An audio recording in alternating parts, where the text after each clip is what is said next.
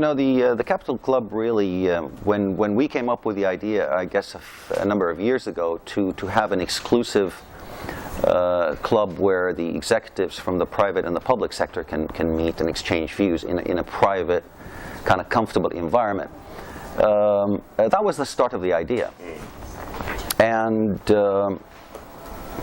it has become really a location where I personally have been involved in a lot of exchanges with other executives in the public and the private sector. It's a meeting place for everybody to meet in.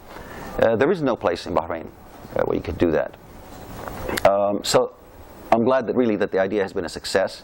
The club has stunning surroundings. As a matter of fact, most of the time when there are visiting dignitaries, whether in the private or the public sector, they come in. I know myself and a lot of my colleagues in industry bring the guests to the Capital Club.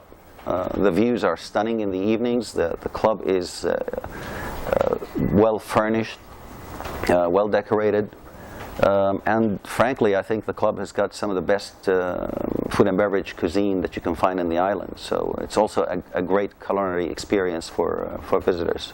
As everybody recalls, the real estate sector in Bahrain has suffered a big blow at the end of the global economic crisis, 2009.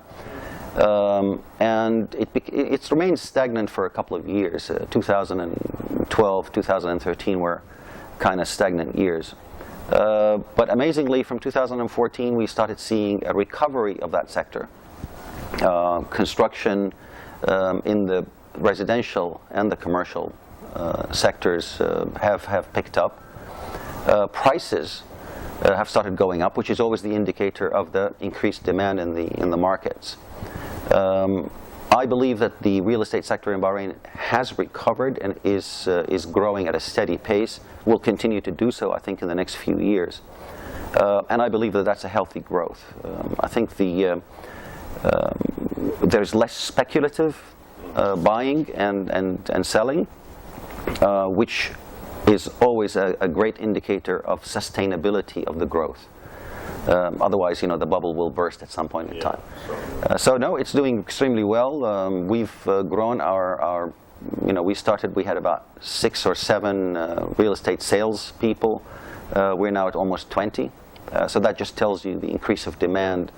And it's a great investment opportunity from outside. A lot of outside investors have come back and are investing quite heavily into the residential and the commercial sectors. You're talking about the foreign investments? The foreign investments coming into the country. So the low oil prices factor will encourage more inward foreign investments? It's not so directly, I think, related to it. The lower oil prices will first and foremost affect government spending, because most governments have budgeted at about $100. Now most governments have had to cut down on their spending and shelf a lot of large projects, which eventually filters down into the private sector in terms of spending.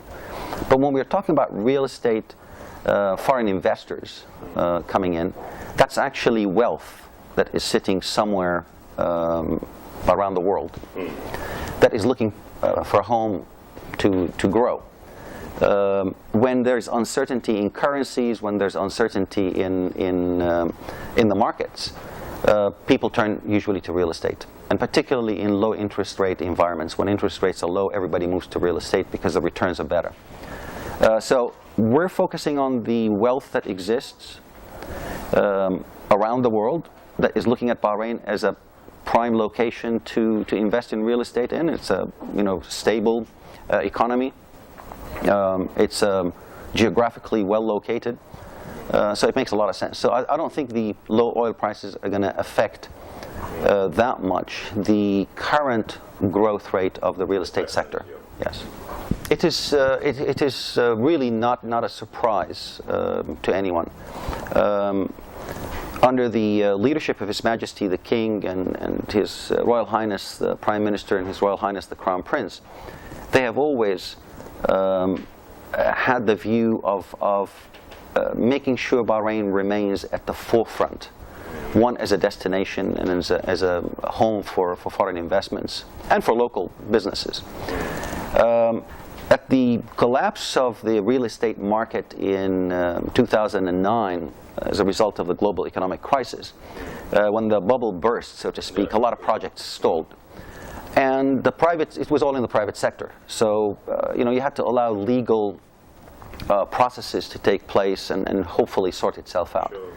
But when it became apparent that that's not going to happen, or is not happening as fast as one would like, His Majesty the King, on his direction, His Royal Highness the Prime Minister, immediately put in action a plan to have government intervention to ensure that a lot of the investors that have invested in those projects don't lose out.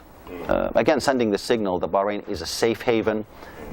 It's a country of clear and transparent regulatory environment, and economic and political stability. That's the most important.